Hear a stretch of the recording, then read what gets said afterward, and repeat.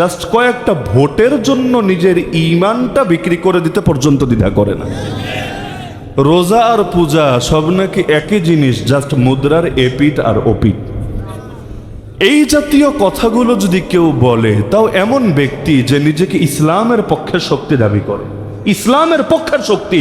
আরে কেউ যদি নিজেকে ইসলামের পক্ষের শক্তি দাবি করে, সে হুজুর হোক আর সাধারণ মানুষ হোক, তখন কিন্তু তার কথা আর অন্যদের কথা সমান থাকে না, বরং তার প্রতিটা কথা মূলত ইসলামের পক্ষেই প্রতিনিধিত্ব করে। তা আপনার ভোট দরকার, ভালো কথা, কিন্তু এই ভোট যদি আপনার এতই দরকার হয়, প্রয়োজনে থালাবাটি নিয়ে রাস্তার পাশে বসে পড়েন না, মানুষের হাত জোর করে মানুষের কাছে ভিক্ষা চান না, কিন্তু ইসলামের নাম লাগিয়ে যখন আপনি ইসলামের রূপটাকেই বিকৃত করবেন, আল্লাহর জমিন আল্লাহর সঙ্গে শিরিক হবে, এতে কোনো কষ্ট তো পাবেনই না, এতে আপনার দিলে ব্যথা তো লাগবেই না, এতে মানুষগুলোর হেদায়েতের জন্য কোনো ফিকির বা দোয়া তো করবেনই না, উল্টো তাদের সেই শিরিককে স্বীকৃতি দিয়ে নিজের নামটাও জাহান্নামীদের তালিকা অন্তর্ভুক্ত করবেন।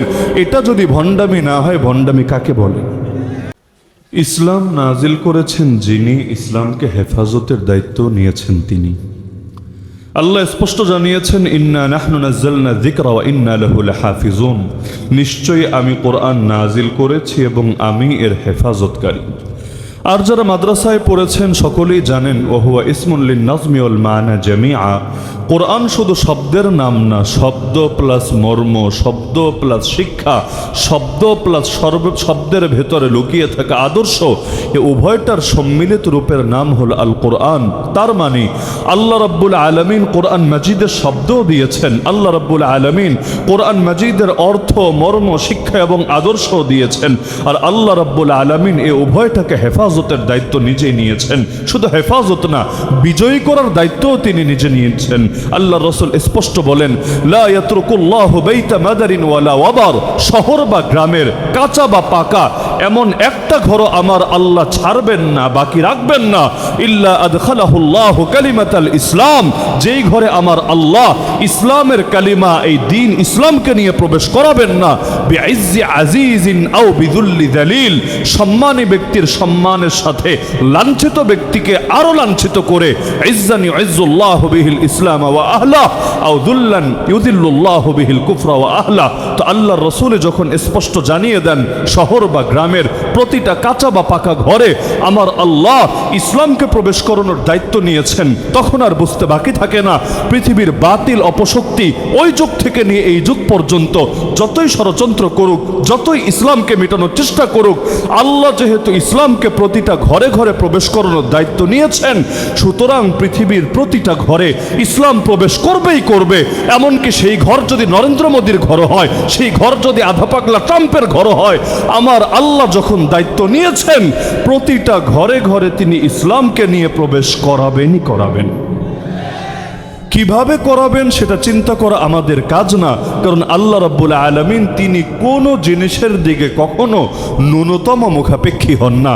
আমার আপনার দুনিয়ার যত মানুষ আমরা আছি, সকলেও যদি আল্লাহর দ্বীনের সৈনিক হওয়ার আগ্রহ ছেড়ে দেই, তবুও আমার আল্লাহর মিশন কখনোই থেমে থাকবে না।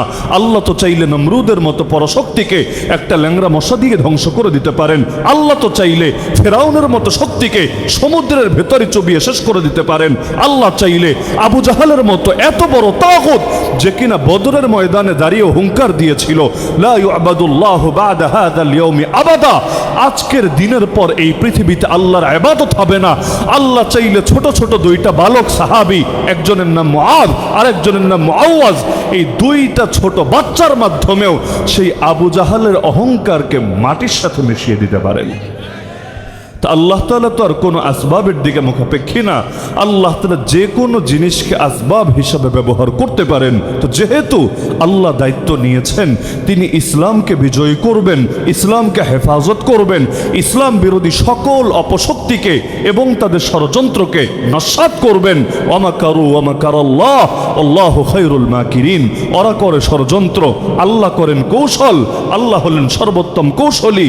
আল্লাহর কৌশল যখন চলে আসে, বাতিলের ষড়যন্ত্র তখন আর কোনো কাজেই আসে না। এজন্যই তো নবীর সাহাবীদেরকে যখন বাতিল নিয়ে ভয় দেখানো হতো, কোরআন বলছে আল্লাযীনা ক্বালা লাহুমুন নাস ইন্নান নাসা ক্বাদ জামাউ লাকুম ফাখশাউহুম ফাযাদাহুম ঈমানা। লোকে যখন এসে বলতো, আরে শোনো, তোমাদের বিরুদ্ধে দুনিয়ার মানুষেরা নিজেদের শক্তি, নিজেদের বাহিনী, নিজেদের অস্ত্রশস্ত্র সব তো একত্রিত করে ফেলেছে, সুতরাং তোমাদের উচিত হলো দুনিয়ার মানুষগুলোকে ভয় পাওয়া। এ কথা শুনলে তাদের ঈমানের দরিয়ায় জোশ চলে আসতো, ঈমান আর স্বাভাবিক থাকতো না, বরং ঈমানের দরিয়ায় এমন জোশ পয়দা হতো, তারা চিৎকার করে বলে উঠতো ওয়াকালু হাসবুনাল্লাহু ওয়া নি'মাল ওয়াকিল। আরে কার ভয় দেখাও আমাদেরকে, আমাদের জন্য এক আল্লাহই যথেষ্ট, আর তিনি সর্বোত্তম অভিভাবক। মুসলমান ভরসা রাখে কার উপর? আল্লাহর উপর। যদি ভরসা নাই থাকতো তাহলে এই ফিলিস্তিনের মর্দে মুজাহিদিনরা এই 70 বছর পরও একাকী এই ইসরায়েলের অপশক্তির বিরুদ্ধে লড়াই চালিয়ে যেতে পারতো না। আমি আপনি কি করছি?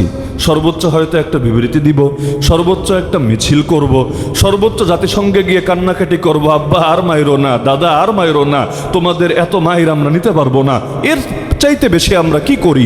সর্বোচ্চ কিছু পয়সা দেই, কিছু সাহায্য করি। কিন্তু এই জাতিদেরকে হেফাজত করার জন্য, তাদেরকে এই জালেমদের হাত থেকে রক্ষা করার জন্য আসল যেই কাজটা করা দরকার ছিল সেইটা আমরা কয়জন করি?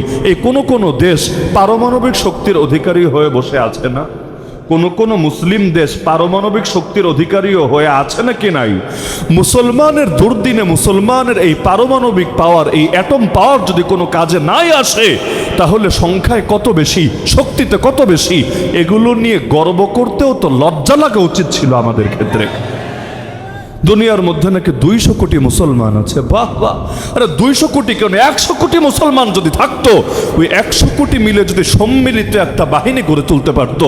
পশ্চিমারা যেমন যখন লড়াই করে, ওরা কিন্তু বিচ্ছিন্নভাবে লড়াই করে না, সকলে মিলে একযোগেই করে। এই যে অন্যায় যুদ্ধ করেছে 19টা বছর, এই যুদ্ধের তো আর বৈধতা দেওয়ার কোনো সুযোগ নাই, আছে নাকি? বৈধতা দেওয়ার তো কোনো সুযোগ নাই। যুদ্ধ যখন শুরু করেছে তখন নয়তো সুন্দর সুন্দর স্লোগান দিয়েছে। জর্জ ডব্লিউ বুশ যেমন বলেছিল, এটা যুদ্ধ না, এটা হলো সন্ত্রাসের বিরুদ্ধে এক আমরণ লড়াই, এক চূড়ান্ত লড়াই, ওয়ার অন টেরর।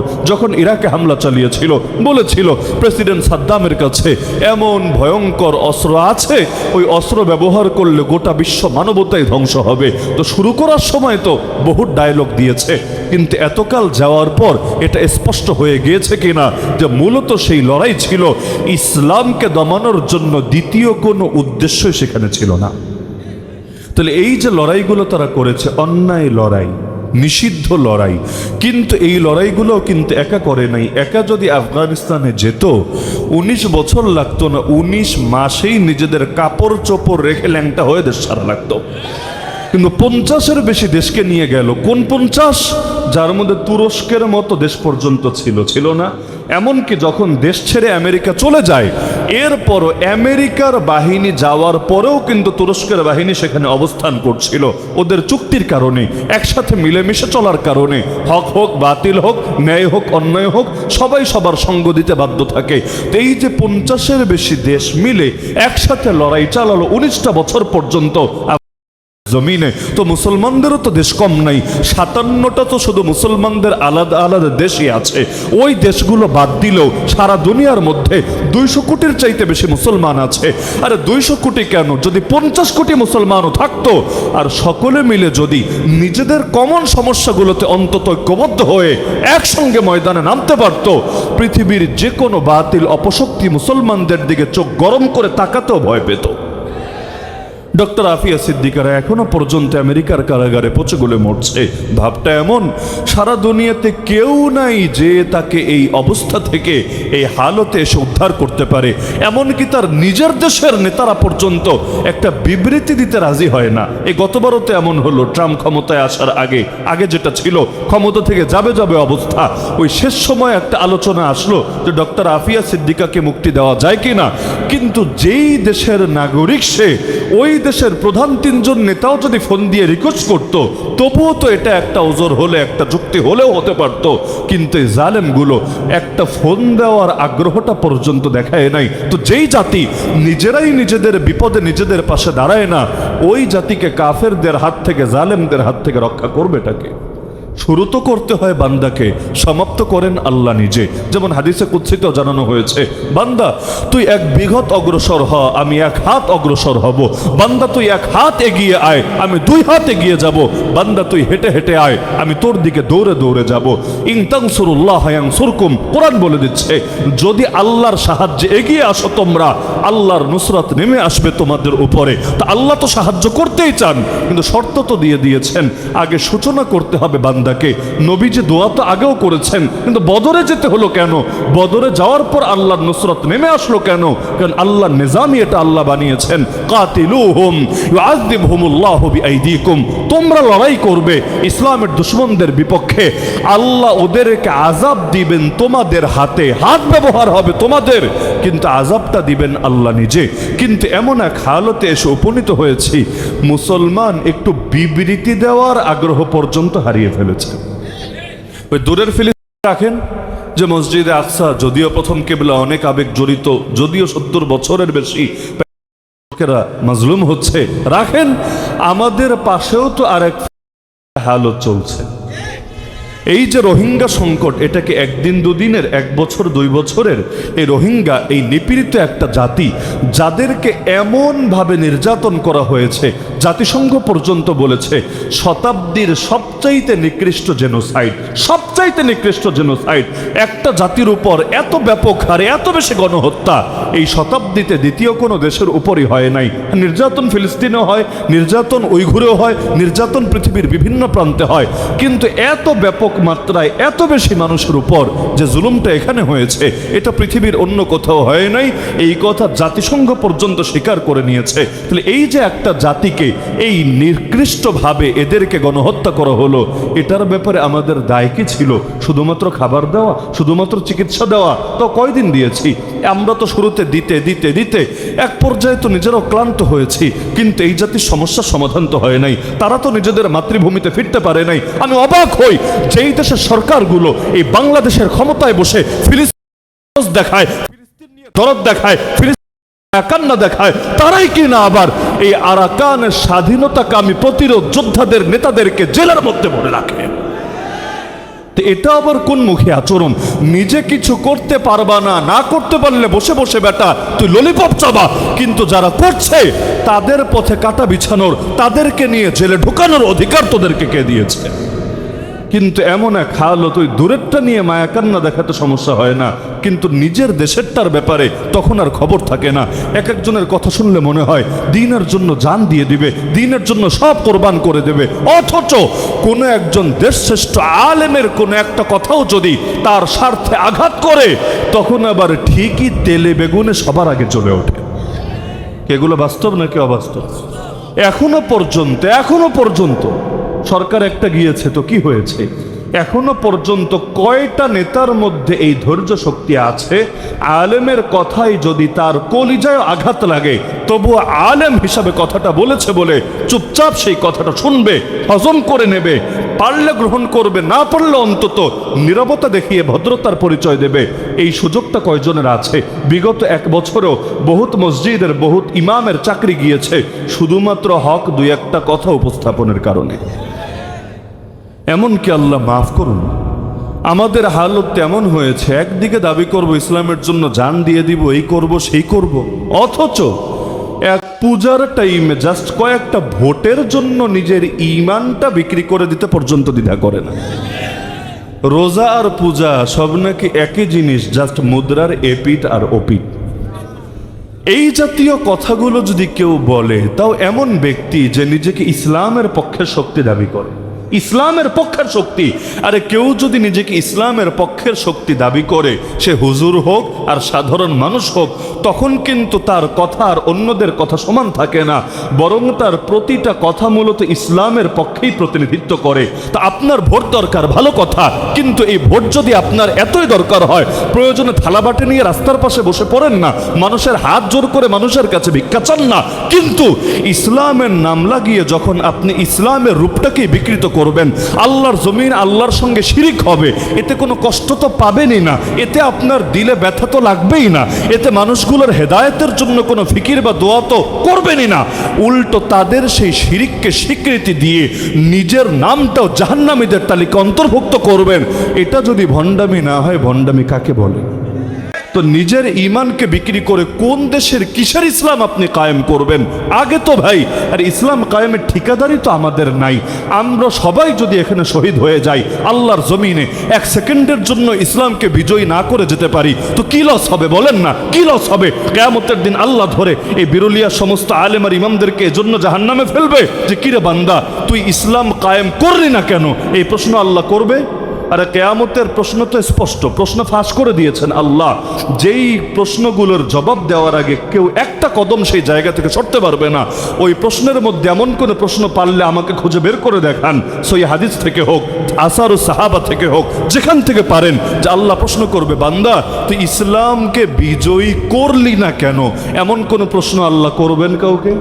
কারণ ইসলামকে বিজয়ী করার শক্তি তো নাই আমাদের, আমরা তো জাস্ট চেষ্টা করতে পারি, কিন্তু সব নিয়ন্ত্রণ কার হাতে? মক্কায় যেই সাহাবীরা শহীদ হয়ে গিয়েছেন, মক্কায় যেই সাহাবীরা শহীদ হয়ে গিয়েছেন, ইসলামকে বিজয়ী করে যেতে পারেন নাই, ইসলামের বিজয় দেখেও যেতে পারেন নাই, তাদের দাম কম না বেশি? সুমাইয়া রাদিয়াল্লাহু আনহা তিনি ইসলামকে কয় ইঞ্চি মাটিতে বিজয়ী দেখে গিয়েছেন আমাকে বলেন পারলে? কিন্তু এই যে সুমাইয়া ইসলামকে বিজয়ী করে যেতে পারেন নাই, বিজয়ী দেখে যেতে পারেন নাই, এর জন্য আল্লাহর কাছে তার দাম কমে গেছে। আমাদের দায়িত্ব হলো সহি তরিকায় চেষ্টা করতে থাকা, সবাই মিলে চেষ্টা করার পরও একজনও যদি সফল না হই আল্লাহ এর জন্য পাকড়াও করবে না।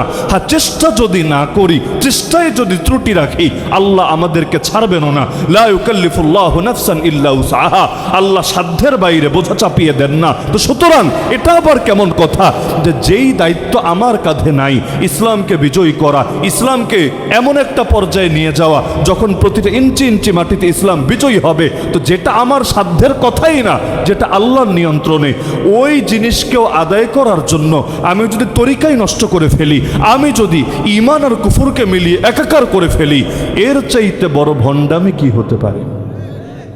ইসলাম বিজয়ী হবে যখন আল্লাহ ফয়সালা করে রেখেছেন অবশ্যই হবে, পৃথিবীর কেউ পারবে না সেই বিজয়কে থামিয়ে রাখতে। এই নরেন্দ্র মোদীরা চেষ্টা করছে না যে এই পুরো অঞ্চল থেকে ইসলামকে উৎখাত করবে? ওরা তো ঘোষণা দিয়ে দিয়েছে, আর আলহামদুলিল্লাহ নাউজুবিল্লাহ যেটাই বলার বলে নিয়ে নিজ দায়িত্বে। ওদের হালতটা হলো এমন, আমরা হকপন্থীরা হক কথা বলতে ভয় পাই, কিন্তু এই বাতিলপন্থীরা বাতিল কথা বলতে কোনো ভয় পায় না। আপনি খেয়াল করেন, ওই বাংলাদেশের শাহবাগিয়ার নাস্তিক কুলের দিকে তাকান, সেকুলারদের দিকে তাকান, হিন্দুত্ববাদীদের দিকে তাকান, এমনকি কাদিয়ানি হিজবুত তাওহীদদের দিকে তাকান, যে কোনো বাতিলের দিকে তাকান, দেখবেন বাতিলপন্থীরা বাতিল কথা বলতে লুকোচুরি করে না। ওদের পেটেও যা, ওদের মুখেও তা। কিন্তু আমরা যারা নিজেদেরকে হকপন্থী বলি বা হকপন্থী মনে করি, আমাদের ভেতরে আর বাহিরটাই কেন যেন মিলতে চায় না। সবসময় এমন জেলাপির প্যাচ কাজ করে, অনেক সময় আম পাবলিক বুঝেই পায় না যে এইটা সত্য না ওইটা সত্য, মানে ভেতরের যেটা মনে হচ্ছে এটা সত্য নাকি বাহিরেরটা সত্য। অথচ নরেন্দ্র মোদীরা যদি ঘোষণা দিতে পারে ওরা এই অঞ্চলকে যে কোনো মূল্যে রামরাজ্য বানাবে, আমাদেরও তো ঘোষণা দেওয়া দরকার ছিল। আল্লাহর জমিন আল্লাহর ছিল, আল্লাহর আছে, আল্লাহর থাকবে। আল্লাহর আদর্শকে যারা উৎখাত করতে আসবে ওদের বিরুদ্ধে আমাদের আমরণ, লড়াই আর সংগ্রাম চলবেই চলবে। আমরা আল্লাহর পক্ষে ঘোষণা দিতে পারবো না, কিন্তু ওরা ঠিকই দিয়ে রাখবে। হাদিসের মধ্যে গাজওয়াতুল হিন্দের ভবিষ্যৎবাণী আছে নাকি নাই? আছে নাকি নাই? সুনানে নাসাইয়ের মধ্যে সহিহ বুখারী আর সহিহ মুসলিমের পরেই যেই কিতাবের অবস্থান বিশুদ্ধতার বিচারে, কিসের তিরমিজি, কিসের আবু দাউদ, এগুলো পরে বুখারী আর মুসলিমের পরে বিশুদ্ধতার বিবেচনায় 3 নম্বরে যে নামটা আসবে সুনান নাসাই। সুনান নাসাইয়ের মধ্যে আলাদা অধ্যায় তো আছে, বাবু গাজওয়াতিল হিন্দ, হিন্দুস্তানের জিহাদ, হিন্দুস্তানের জিহাদ এই শিরোনামে। অথচ এই হাদিসগুলো নিয়ে আলোচনা কয়দিন হয় আমাদের সমাজে? 2 জন সাহাবী থেকে 3টা হাদিস বর্ণিত আছে সেখানে। একজন সাহাবীর নাম আবু হুরায়রা রাদিয়াল্লাহু তাআলা আন, আরেকজন সাহাবীর নাম সাওবান রাদিয়াল্লাহু আন। সাওবান রাদিয়াল্লাহু আনহু বর্ণনা করেন, আল্লাহ রাসূল বলেন, স্পষ্ট কথা নবীর, 2টো দল এমন যেই 2টো দলকে আল্লাহ জাহান্নাম থেকে মুক্তি দিয়ে দিয়েছেন। আগামী দিনে দিবেন তা না, দিয়ে দিয়েছেন। আল্লাহর ফয়সালা চূড়ান্ত হয়েছে। কোন দুই দল? ইসাবাতুন তাগজুল হিন্দা, এক নম্বরই সেই দল যারা হিন্দুস্তানের জমিনে জিহাদ করবে। জিহাদ কি ন্যায়ের পক্ষে হয় না অন্যায়ের পক্ষে হয়? হকের পক্ষে হয় না বাতিলের পক্ষে হয়? আমাদের তো হালত হয়ে গেছে এমন, ওই জিহাদ শব্দটাও মুখে উচ্চারণ করতে ভয় হয়। যদি হায়াত কমে যায়, যদি জেলে যাওয়ার কারণ তৈরি হয়ে যায়, যদি এর জন্য আমাদের এই হয় সেই হয়, কোরআনের শব্দ পর্যন্ত আমাদের মুখে আসতে চায় না। এমন কি কোরআনের মধ্যে নামাজ নিয়ে আয়াত বেশি না জিহাদ নিয়ে আয়াত বেশি? নামাজ নিয়ে আয়াত 82টা, জিহাদ নিয়ে 484টা। তাহলে কোরআনের হক আদায় করে আমি যদি বয়ানও করতে চাই, নামাজ নিয়ে এক বয়ান দিলে জিহাদ নিয়ে তো অন্তত 4টা বয়ান দেওয়া উচিত। আল্লাহ যেই জিনিসের আলোচনা বেশি করেছেন, আমি সেই জিনিসের আলোচনা কম করার কে? আমি সেটাকে আড়াল করার কে? অথচ আমাদের আলোচনা কম করার কারণে জিহাদ শব্দটাকেই মানুষ এখন ভুল বুঝতে শুরু করে দিয়েছে। এই যে জিহাদকে যে মানুষ ভুল বোঝে, এর দায়িত্ব কার জানেন? এক নম্বর দায় আমাদের, কারণ আমরা মানুষকে জিহাদ চেনাতেই পারি নাই, যার কারণে দুই পরিস্থিতি হয়েছে। একদল তো জিহাদ, জঙ্গিবাদ, সন্ত্রাসবাদ, টেরোরিজম মিলিয়ে মিশিয়ে একাকার করে ফেলেছে। এমনকি কাউকে ধরলেও আগে দেখতেন না, লিখে দেয় জিহাদি বই পাওয়া গিয়েছে। মানে এমন খারাপ একটা জিনিস, যেটা একটা অপরাধ, একটা অন্যায়, যেটার জন্য মানুষকে ধরা যায়, যেটার জন্য মানুষকে গুম করা যায়, যেটার জন্য মানুষকে আয়না ধরে নেওয়া যায়, যেটার জন্য মাহফিল বন্ধ করে দেওয়া যায়, যেটার জন্য বক্তার হাতে হাতকড়া লাগানো যায়, যেটার জন্য আলেমের বিরুদ্ধে পর্যন্ত অবস্থান নেওয়া যায়, এই রকম একটা হালত তৈরি হয়েছে। আর আরেক দিকে এই চান যে কিছু মানুষ তারা জিহাদের ব্যাখ্যাই পরিবর্তন করে দিয়েছে। ওই কাদিয়ানিরা যেমন কোরআনের একটা আয়াতের শব্দকে অস্বীকার করে না, কিন্তু আয়াতের ব্যাখ্যা পাল্টে দেয়। খাতামুন নবিয়্যিন আরবি শব্দকে অস্বীকার করে না, কিন্তু খাতামুন নবিয়্যিনের ব্যাখ্যা চেঞ্জ করে দেয়। একইভাবে একদল তৈরি হয়েছে, ওরাও জিহাদ শব্দকে তো অস্বীকার করে না, কিন্তু আমাদের দুর্বলতার কারণে, আমাদের নীরবতার কারণে ওরা জিহাদের ব্যাখ্যা চেঞ্জ করে এমন কিছুকে জিহাদের নামে চালায় দেয় যার সাথে জিহাদের কোনো সম্পর্কই নাই। জিহাদ বিকৃত হয়েছে নাকি হয় নাই? জিহাদের অর্থ চেঞ্জ করা হয়েছে নাকি হয় নাই? এমনকি বড় জিহাদ বলতে কোন জিনিস আবিষ্কার হয়েছে?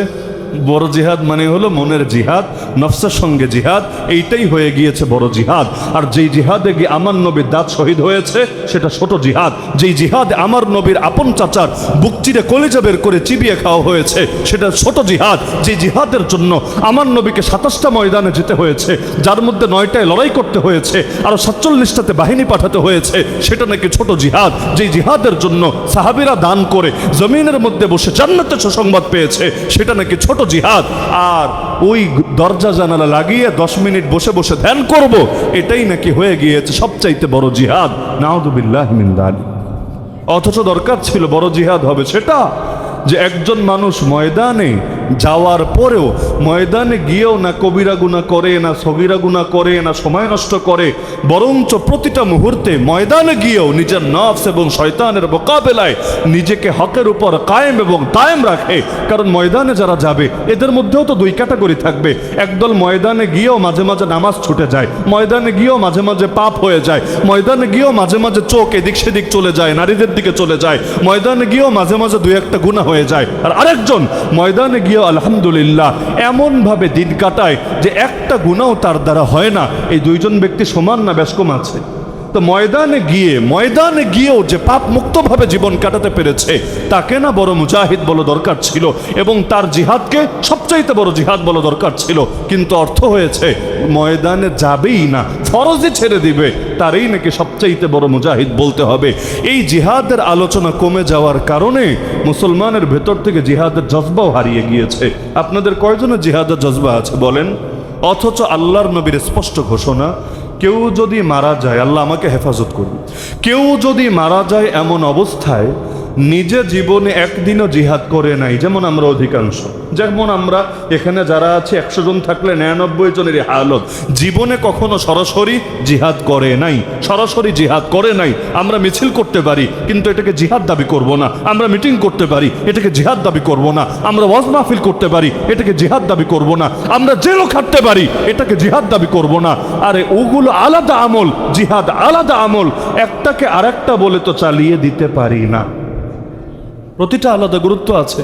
যেমন রাতের বেলা আমি গরুর গোশত দিয়ে ভাত খেলাম, ভালো কথা, কিন্তু তাই বলে হরিণের গোশত তো আমি খাই নাই, ঘোড়ার গোশত তো আমি খাই নাই, উটের গোশত তো আমি খাই নাই। এখন গরুরটা খেয়েছি বলে অটোমেটিক একটার দ্বারা অন্যগুলো দাবি করলে সেটা তো সত্য হবে না, সেটা তো মিথ্যা হবে। তো দ্বীনের জন্য কোরবানি তো ভাই মক্কার যুগের অনেক সাহাবীরও ছিল না? আরে ছিল না? মক্কার যুগে যে কোরবানি ছিল এর চাইতে বেশি কোরবানি জগতে কয়জনের আছে? কিন্তু তাই বলে ওগুলোকেও কি জিহাদ নামে চালিয়ে দিতে হবে? জিহাদ তো স্বতন্ত্র জিনিস। নবীকে প্রশ্ন করা হলো, আমাল জিহাদ ইয়া রাসূলুল্লাহ, হে আল্লাহর রাসূল জিহাদ কাকে বলে?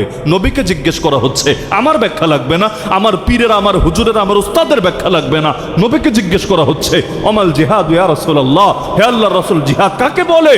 নবী স্পষ্ট বলে দিলেন, আন তুকাতিলাল কুফারা ইযা লাকিতাহুম, যখন কাফেরদের সামনাসামনি হবা, কুফরি বাহিনীর সামনাসামনি হবা, সেই সময় তাদের সঙ্গে লড়াই চালিয়ে যাওয়াকে জিহাদ বলে। আল্লাহ রাসূল তো স্পষ্ট ব্যাখ্যা করেই দিলেন, আলাদা ব্যাখ্যার তো কোনো প্রয়োজন নাই। আর নবীর ব্যাখ্যার চাইতে সুন্দর কোনো ব্যাখ্যা হতে পারে? এমনকি নবীকে প্রশ্ন করা হলো, বুখারীর হাদিস, আমালিন ইয়াদিলুল জিহাদ, হে রাসূল এমন আমলের কথা বলে দেন যে আমল জিহাদের সমান হবে, জিহাদের সমতুল্য হবে।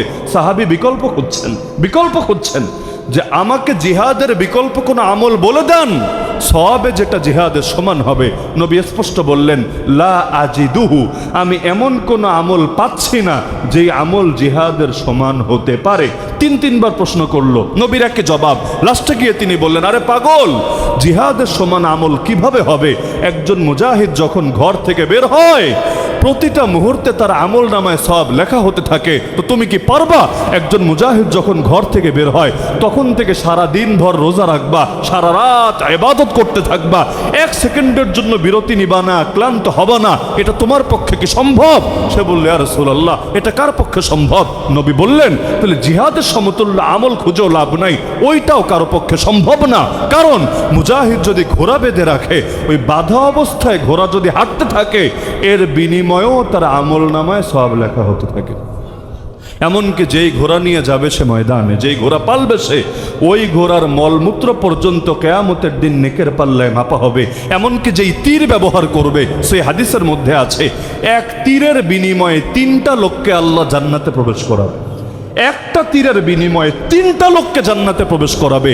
যে তীর তৈরি করেছে, যে তীর কাফেরদের দিকে নিক্ষেপ করেছে, আর যে তীরটা তাকে এগিয়ে দিয়েছে, ওয়াল মুমিদ্দালাহু, তাকে সাহায্য করেছে, ওই এক তীরের বিনিময়ে 3টা লোককে আল্লাহ জান্নাতে প্রবেশ করাবে। তো কিভাবে সম্ভব তার সমতুল্য হওয়া? এই বাস্তবতা তো নবীর সাহাবীরা পর্যন্ত এমনভাবে বুঝতেন, যখন শরীরে কুলাতো না তখনও পর্যন্ত জিহাদের প্রস্তুতি জারি রাখতেন। এক বুড়া সাহাবী, বুড়া বয়সে তীর মেরে মেরে নিশান ঠিক করছেন। নিশান, চোখের নিশান তো সবসময় ঠিক থাকে না, প্র্যাকটিস করতে হয়। তো বুড়াকালে তিনি তীরন্দাজি করে করে চোখের নিশানা ঠিক করছেন। আর একজন বলছেন এসে, আরে এই বয়সে এগুলা মানায়? প্রতিটা জিনিসের তো একটা বয়স আছে। এই মুরব্বী মানুষ, ধরেন কোনো একজন আলেম যার বয়স হয়ে গেছে 80 বছর, ঠিকভাবে চলতেই পারে না, মাহফিলে আনলেও দুজন ধরে ধরে আনতে হয়। উনি যদি এখন তীর নিয়ে দাঁড়ায় যায়, তীরন্দাজি করে করে নিশানা ঠিক করে, তাহলে ওনার যে ছাত্রগুলো আছে, ওই মক্তবের পোলাপান তো হাসতে হাসতে পুরো লুটুপুটি খেতে শুরু করবে যে কি করে হুজুর এই বয়সে এসে এগুলো কি শুরু করেছে। এরকম হালত, সাহাবীরা পেরেশান, আরে এই বয়সে কি করে? তিনি তখন বললেন, আরে নবীর জবানে নিজ কানে শুনেছি, যে ব্যক্তি তীরন্দাজি শিখেছে এরপর ভুলে গিয়েছে ও আমার উম্মতি না। কোন পর্যায়ে ধমকে চিন্তা করেন যে তীরন্দাজি শিখেছে এরপর ভুলে গিয়েছে ও আমার উম্মতি না। তা আমি তো এই পর্যায়ে নিজেকে নিতে পারবো না যে নবীর উম্মতের তালিকায় আমার নামই থাকবে না, এজন্য আমার যতই কষ্ট হোক আমি কাজটা ছাড়বো না। আরেক বুড়ো সাহাবী, তিনি বায়না ধরেছেন, কেন? সন্তানরা জিহাদে যাচ্ছে, যুবক সন্তানরা জিহাদে যাচ্ছে, তিনি বায়না ধরেছেন আমাকেও তোমাদের সাথে নিয়ে যেতে হবে। সন্তানরা বলছে, আব্বা আর কত? নবীজি যতদিন দুনিয়াতে ছিলেন তার সঙ্গে আপনি জিহাদে শরীক হয়েছেন। নবীজি যাওয়ার পর আবু বকর রাদিয়াল্লাহু আনহুর সঙ্গে 2 বছর তার খেলাফতের আমলে তার সঙ্গে মিলে জিহাদে শরীক হয়েছেন। এরপর ওমর রাদিয়াল্লাহু আনহু এত লম্বা টাইম, এক যুগের কাছাকাছি তিনি শাসন পরিচালনা করেছেন। ওই সময়ও আপনি তার সঙ্গে তার আদেশে জিহাদে শরীক হয়েছেন। এখন ওসমান রাদিয়াল্লাহু আনহু খলিফা হয়েছেন, কিন্তু আপনি তো বুড়ো হয়ে গেছেন। সুতরাং এই বয়সে আপনার কষ্ট করে যাওয়ার দরকার নেই।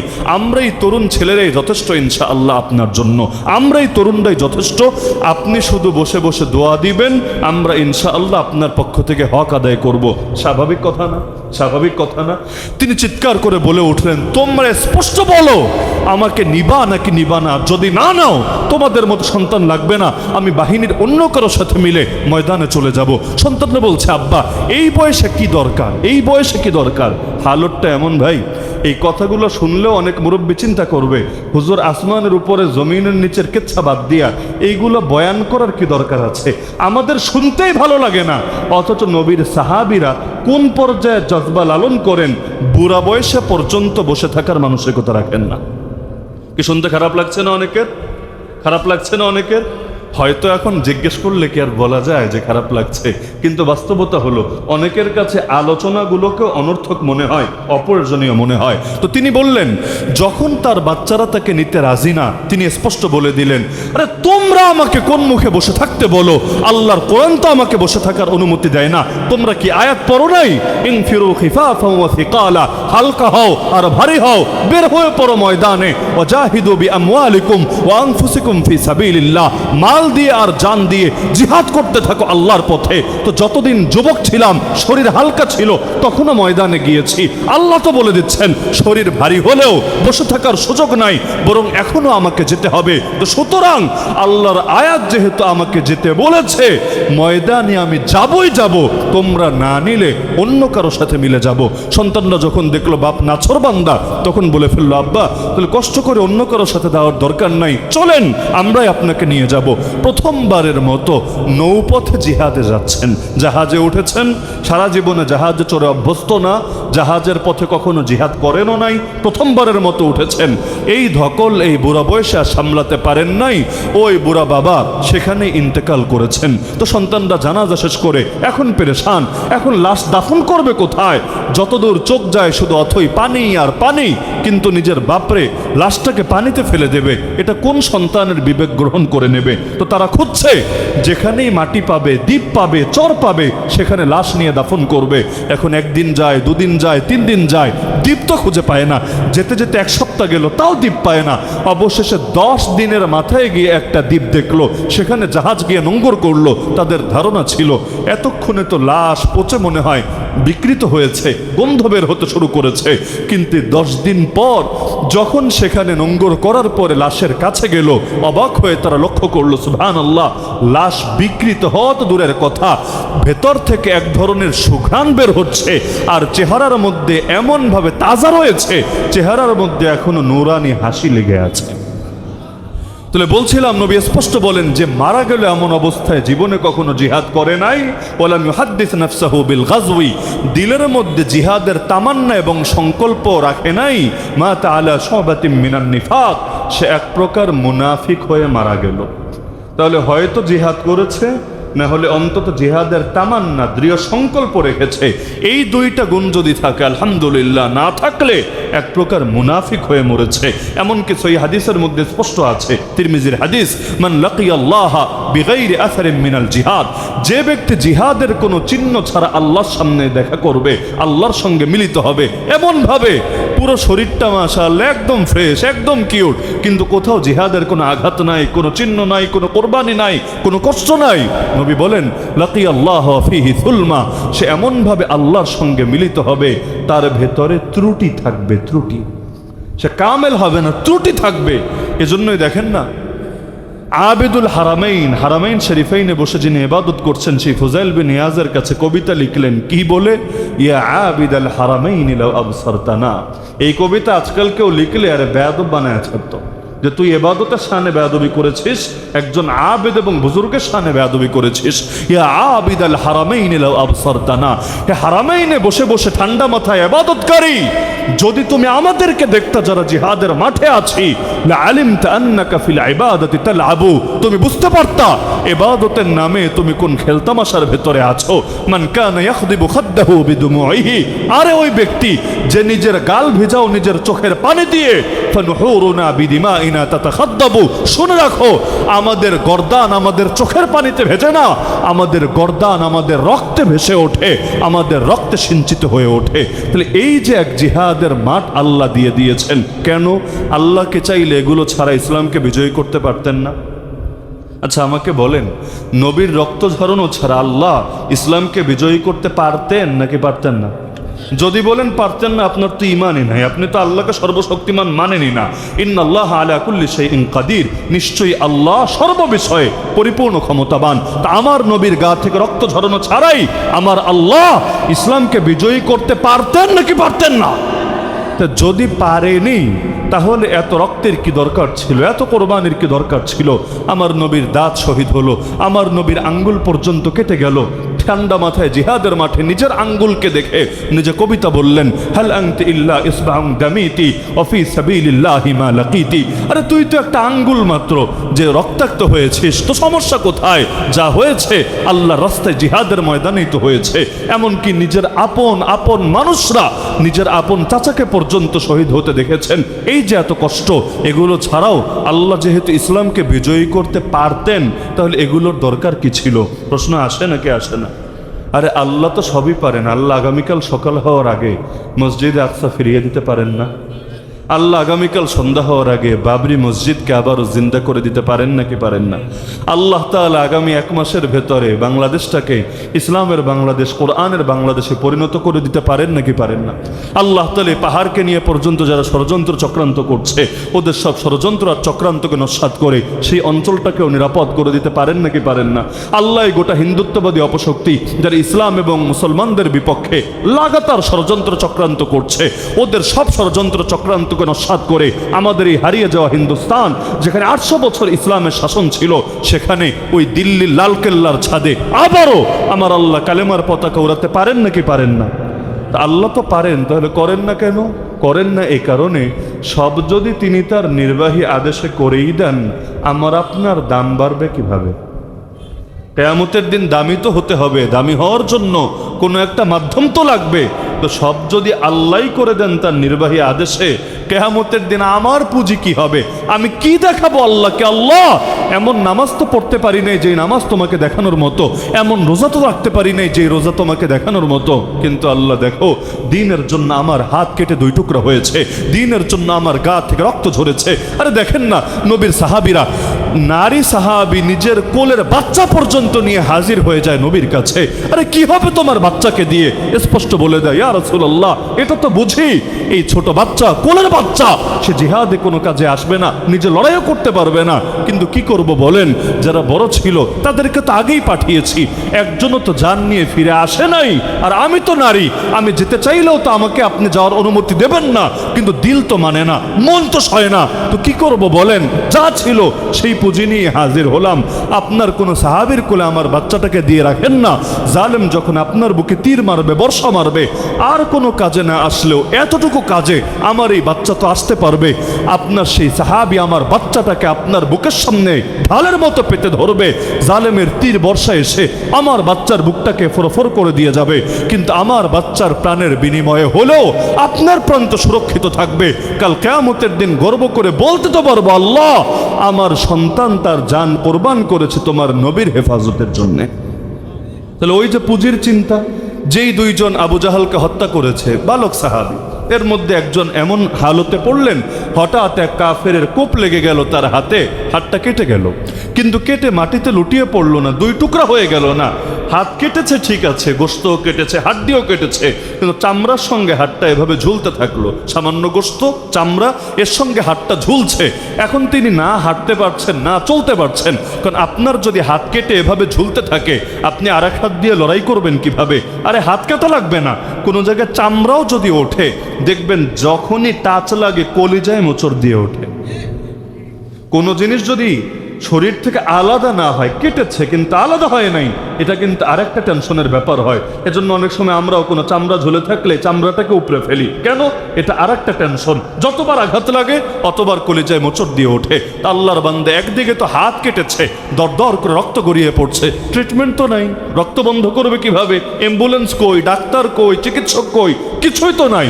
একদিকে দরদর করে রক্ত গড়িয়ে পড়ছে, কিন্তু তিনি চিন্তা করছেন বসে তো থাকার সুযোগ নাই, কিন্তু এই হাতটা নিয়ে লড়াই করাও তো জটিল ব্যাপার।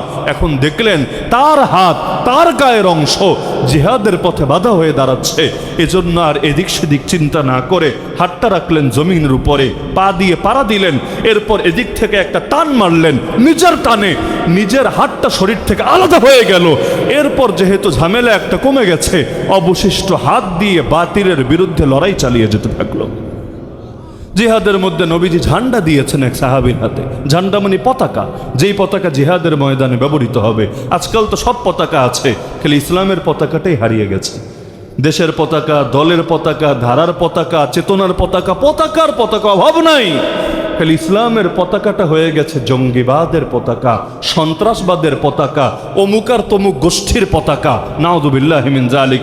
ওই পতাকা দেখলেই এক শ্রেণীর মানুষের গায়ে চুলকানি ওঠে। একদল তো দেখতে পারে না, তাই বিরুদ্ধে অবস্থান নেয়। আর একদল বলে ভাই তাড়াতাড়ি নামা, না হলে আমার হায়াতও তো কমে যেতে পারে, আমারও তো ধরে নিয়ে যেতে পারে, আল্লাহ মাফ করুন। তো জিহাদের ময়দানে এক সাহাবীর হাতে ঝান্ডা, নবীর দেওয়া ঝান্ডা। হঠাৎ করে এক কাফের এসে কোপ মেরে দিল হাতের মধ্যে। তিনি চিন্তা করলেন হাত গেলে যাক, কিন্তু নবীর দেওয়া ঝান্ডা তো মাটিতে গড়িয়ে পড়তে দেয়া যায় না। আর ঝান্ডা যদি মাটিতে গড়িয়ে পড়ে, এটা হবে পরাজয়ের নিদর্শন, হেরে যাওয়ার নিদর্শন। এটা তো কিছুতেই মেনে নেওয়া যায় না। তিনি আরেক হাত দিয়ে ধরে ফেললেন, আবার কোপ মারলো, ওই হাতটাও কেটে গেল। তিনি চিন্তা করলেন আরে হাত দুটো গেছে যাক, নবীর দেওয়া ঝান্ডা মাটিতে গড়িয়ে পড়বে, এটা তো মেনে নেওয়া যায় না। অবশেষে তিনি বাহু দিয়ে সেটাকে আগলে ধরে রাখলেন। এরপর জালেম চূড়ান্ত আঘাত হানলো। যতক্ষণ আল্লাহর বান্দা নিজে দাঁড়িয়ে ছিলেন, এক মুহূর্তের জন্য সেই পতাকা, নবীর দেওয়া ঝান্ডা মাটিতে গড়িয়ে পড়তে দেন নাই। মাঝে মাঝে চিন্তা হয় যে যেই সমস্ত মানুষদেরকে আল্লাহ পরীক্ষা নিচ্ছেন, পরীক্ষা কিন্তু সবার থেকে সবাই নেয় না। দুনিয়াতেও একজন মানুষ যে বিসিএস দিতে এসেছে, তাকে যেভাবে পরীক্ষা নিবে, আর একজন যে কেজি ওয়ানে পড়ে, প্লে নার্সারিতে পড়ে, পরীক্ষা কিন্তু কখনোই সমান নেওয়া হবে না, নেওয়ার প্রশ্ন আসে না। যার লেভেল যেমন, তার পরীক্ষাটাও তেমন। এ মাঝে মাঝে নিজেকে দেখলে পেরেশানি লাগে। কি জন্য জানেন? যে আমার ঈমান কচুপাতার পানির মতো, তাই আমার পরীক্ষাও হয় কচুপাতার পানির মতো। আমার ঈমান যদি গুলোর মতো হতো, আমার পরীক্ষাটাও হয়তো ওই রকম হতো। একদিকে দেখতে পাচ্ছি তারা অনেক মাইর খাচ্ছে, অনেক কষ্ট পাচ্ছে, কিন্তু আরেক দিকে আপনি চিন্তা করেন না, আমার কাছে মনে হয়, আপনার দ্বিমত থাকলেও থাকতে পারে, ওদের এক একটা বাচ্চার ভেতরে ঈমানের যে বারুদ আছে, আমার মতো যুবকের ভেতরেও হয়তো ঈমান ওই পাওয়ার এখনো তৈরি হয়নি। কি বিশ্বাস হয় নাকি হয় না?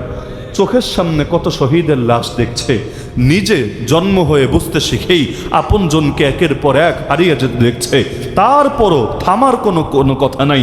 ওরা চাইলে কিন্তু যে কোনো জায়গায় চলে যেতে পারে। ওদেরকে আশ্রয় দেওয়ার মতো লোক দুনিয়াতে নাই?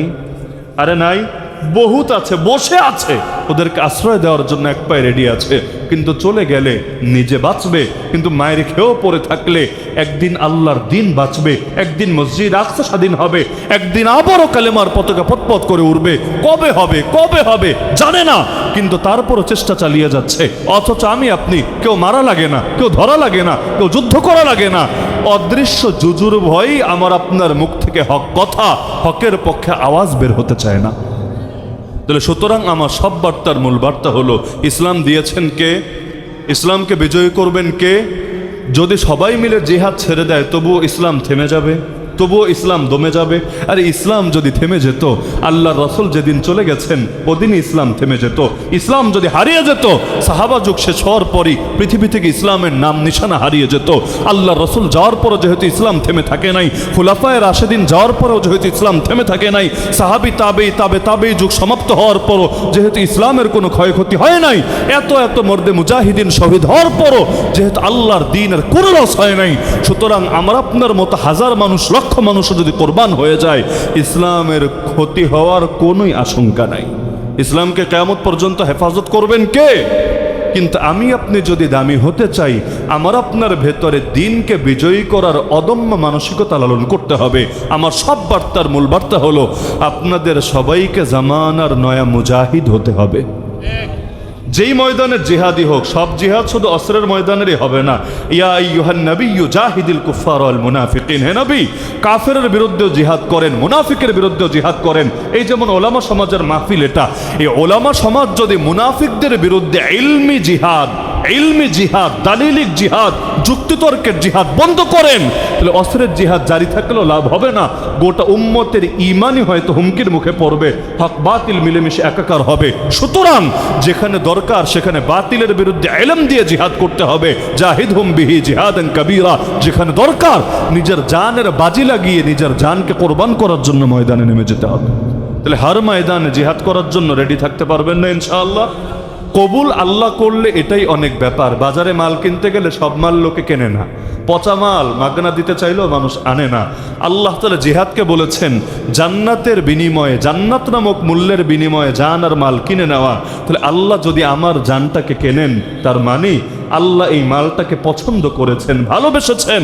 সুতরাং জিহাদ করতে চাইলেই যে করা যায়, দ্বীনের জন্য অবদান রাখতে চাইলেই যে রাখা যায়, বিষয় এমন না। কপাল লাগে। আল্লাহ চাইলে ওই ফেরাউনের বউরে কবুল করতে পারেন, আবার আল্লাহ চাইলে নবীর স্ত্রী লূত আলাইহিস সালামের স্ত্রী নূহ আলাইহিস সালামের পুত্র ইব্রাহিম আলাইহিস সালামের আব্বা তাদেরকে নিরাশ করে দিতে পারেন। সুতরাং সব নিয়ন্ত্রণ কার হাতে? আর নিয়ন্ত্রণ কার হাতে? তো সুতরাং আসেন আমরা নিয়ত করি, এটা বলে আলোচনা শেষ করব। সবাই মিলে নিয়ত করি। আমাদের জান কয়টা? জীবন কয়টা? জীবন যেহেতু একটা, সুযোগও একটা, সুতরাং আল্লাহর সঙ্গে প্রতিজ্ঞাবদ্ধ হই এই মর্মে, হে আল্লাহ এই একটা মাত্র জীবন যেহেতু দিয়েছো, একটা মাত্র সুযোগ যেহেতু দিয়েছো, সুতরাং যতদিন আমার ভেতরে প্রাণ থাকবে, যতদিন সেই প্রাণে স্পন্দন থাকবে, যতদিন ধমনীতে রক্ত প্রবাহিত থাকবে, ইনশাআল্লাহ সুম্মা ইনশাআল্লাহ বাতিলের সামনে এই মাথা নত হবে না। ইনশাআল্লাহ হকের পক্ষে বাতিলের বিপক্ষে আমার আমরণ লড়াই আর সংগ্রাম চলবেই চলবে। এই মানসিকতা লালন করতে পারবেন না ইনশাআল্লাহ? যেহেতু সুযোগ আর দ্বিতীয়টা নাই, একটাই। আর শাহাদাতকে ভয় পাবেন না, দিল থেকে শাহাদাতের ভয় বের করেন, শাহাদাতের মহাব্বত তৈরি করেন। জান্নাতে গেলে দুনিয়া আসতে চাইবে না, কিন্তু শহীদ একবার না অন্তত 10 বার ফিরে আসতে চাইবে। তো কি মজা আছে শাহাদাতে, যেটার জন্য শহীদ পর্যন্ত জান্নাত ছেড়ে চলে আসার স্বপ্ন দেখবে, আর একবার এই মধু পান করবে বলে। সুতরাং শাহাদাতে কোনো ভয় নাই। আল্লাহর কাছে দোয়া করবেন, হে আল্লাহ আমাদেরকে শহীদি মরণই দিও, দ্বিতীয় কোনো মরণ তোমার কাছে চাই না। পারবেন তো ইনশাআল্লাহ? প্রত্যেক দোয়ার মধ্যে এই দোয়াটা রাখবেন, হে আল্লাহ তোমার কাছে এক মরণ চাই। কোন মরণ? আরে বলেন না কোন মরণ? এই শহীদি মরণের যদি নিয়মিত দোয়া করতে পারেন, আল্লাহ কবুল করলেও করতে পারেন। আর দোয়াই যদি না থাকে, আগ্রহই যদি না থাকে, ভালোবাসাই যদি না থাকে, আল্লাহ কেন দিবেন? লা ইন শাকারতুম লা আযীদান্নাকুম, শুকরিয়া থাকলে আল্লাহ নেয়ামত বাড়াবেন। সুতরাং আল্লাহ যে বুঝ দিয়েছেন এটার উপর অটল থাকেন, অবিচল থাকেন। আপনাদের হাতে ইনশাআল্লাহ আগামীর বাংলাদেশের নতুন ইতিহাস রচিত হবে। আপনাদের হাত ধরেই আগামী দিনের মহাবিপ্লব সংঘটিত হয়ে আল্লাহর জমিনে ইসলামের পতাকা আবারও পথ করে উঠবে ইনশাআল্লাহ। এই লড়াইয়ে সবাই সঙ্গ দিতে পারবেন তো ইনশাআল্লাহ? পারবেন তো ইনশাআল্লাহ? সর্বপ্রথম ইসলামী রাষ্ট্র হওয়া উচিত ছিল কোনটা জানেন? তায়েফ। কিন্তু হলো কোনটা? মদিনা। তায়েফবাসীর কাছে নবী ছুটে গেলেন, গ্রহণ করলো না। আর মদিনাবাসীর কাছে নবীর যেতে হলো না, নিজেরা ছুটে আসলো, ইয়া রাসূলুল্লাহ আমাদেরকে একটা সুযোগ দেন না। সুতরাং আপনারা তায়েফবাসী হবেন না মদিনাবাসীর মতো হবেন? তায়েফবাসীর মতো হবেন না মদিনাবাসীর মতো হবেন? আল্লাহর দেওয়া জান আল্লাহকে দেওয়ার জন্য রেডি থাকেন ইনশাআল্লাহ। সকলে যদি বাতিলের বিরুদ্ধে আমরা ঐক্যবদ্ধ থাকি, বাংলাদেশে যে হারে মুসলমান আছে, আমরা যদি সবাই সচেতন থাকি, ইনশাআল্লাহ সব ষড়যন্ত্র চক্রান্ত ভেস্তে যাবে। আগামীর বাংলাদেশ ইসলামের বাংলাদেশ, কোরআনের বাংলাদেশ হবেই হবে ইনশাআল্লাহ। আল্লাহ আমাদেরকে সেই সোনালী সুদিন দেখে যাওয়ার তৌফিক দান করুন। আজকের এই বিরুলিয়া ওলামা ইমাম পরিষদের মাহফিলকে কবুল করুন।